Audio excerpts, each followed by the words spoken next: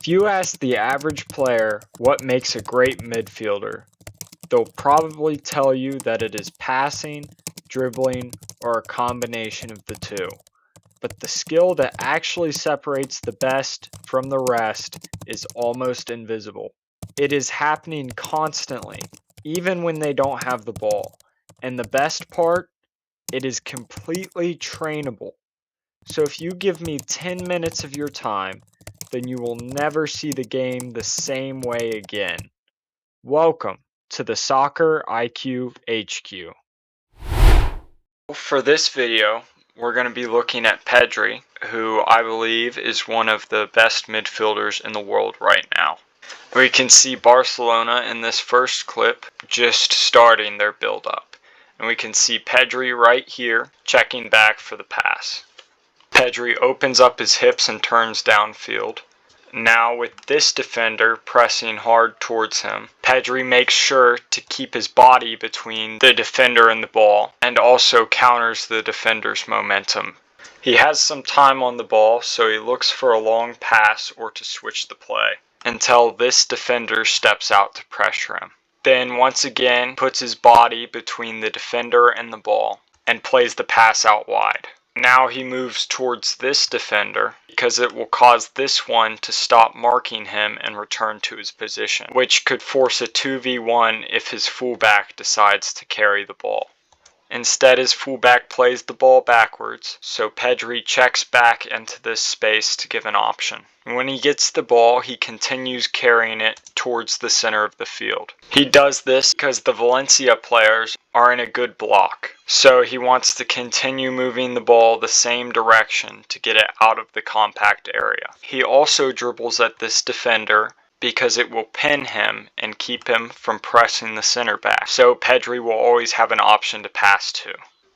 And this is exactly what happens. He's able to switch the play. And look at how far Barcelona have moved the ball forward because of this. The ball started back here on their own half, and now they're about to enter the final third.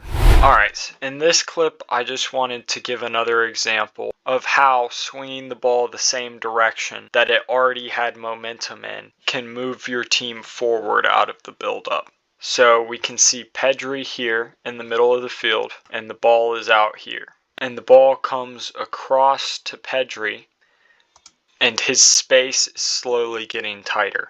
Since this area is so compact, he knows that there is space open somewhere else. But that space is likely not where the ball just came from, so it is a good idea to keep swinging it across. And Pedri does this, and it allows his team to get out of their defensive third. In this clip, we're going to look at how you can open up space for your teammates. We can see Pedri is right here in the center of the field, and he is about to receive a pass from his teammate. As he receives the pass, he opens downfield. Now here, he holds on to the ball to draw in these two defenders, which as they come in, we can see the defenders on the back line retreating. This is because Pedri had time on the ball, so they are worried that a long ball is going to come in. But Pedri's true intention was to open up space between the defensive line and the midfield line that his teammates can move into to exploit. But this is bait to get this defender to turn, so that the ball can go through this gap as he turns away. Now this leaves his team in a 5v5 situation here.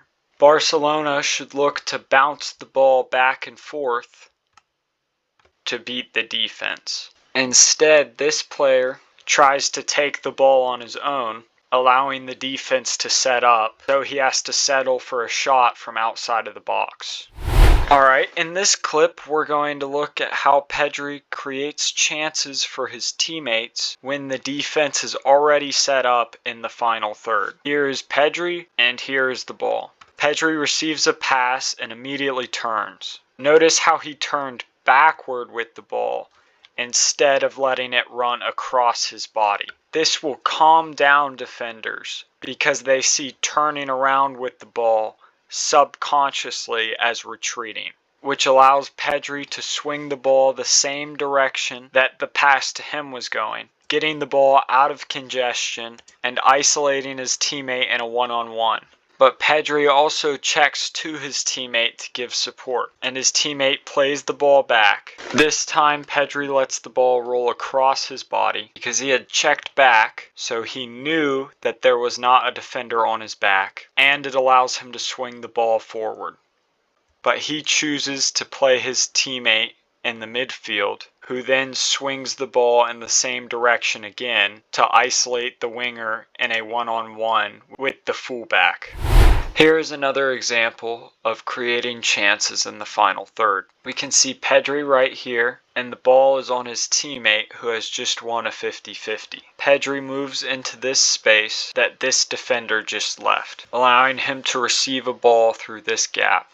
With time on the ball, he immediately scans diagonally. He notices that this defender has a lot of momentum going this way, so he can play the pass behind him and the defender won't stand a chance getting to it. This sets up Rashford in the box, but he slips. Here we can see Barcelona trying to build up out of the back. Pedri is right here in the space between these defenders. In between each touch on the ball, Pedri is scanning his shoulder.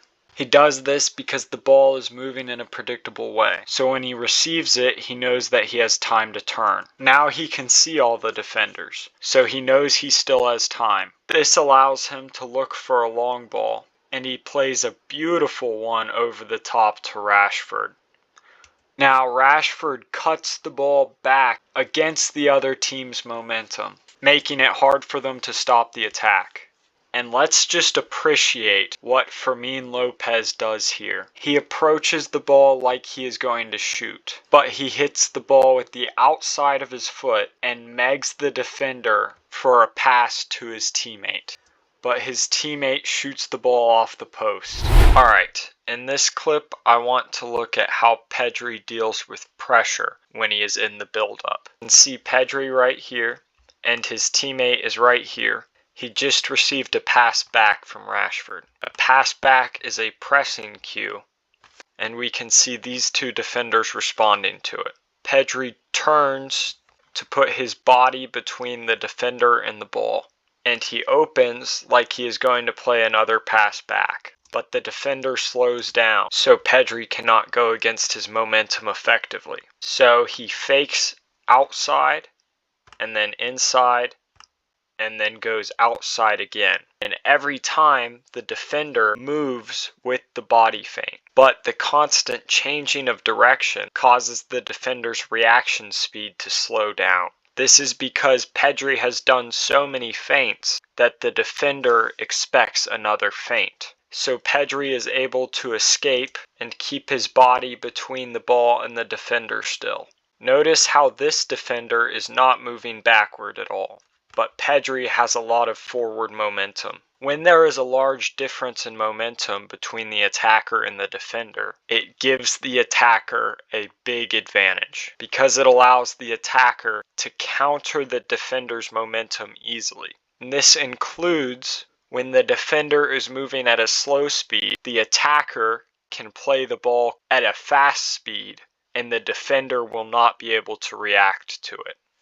This allows Pedri to play the pass off. Now look how this defender has stopped chasing Pedri. This happens because Pedri no longer has the ball and he moved into another defender's space. And this defender has been trained his entire life to not move into his teammate's space. So he loses this defender and has a large advantage in momentum over this one, allowing for an extremely easy 1-2 pass to progress the ball forward.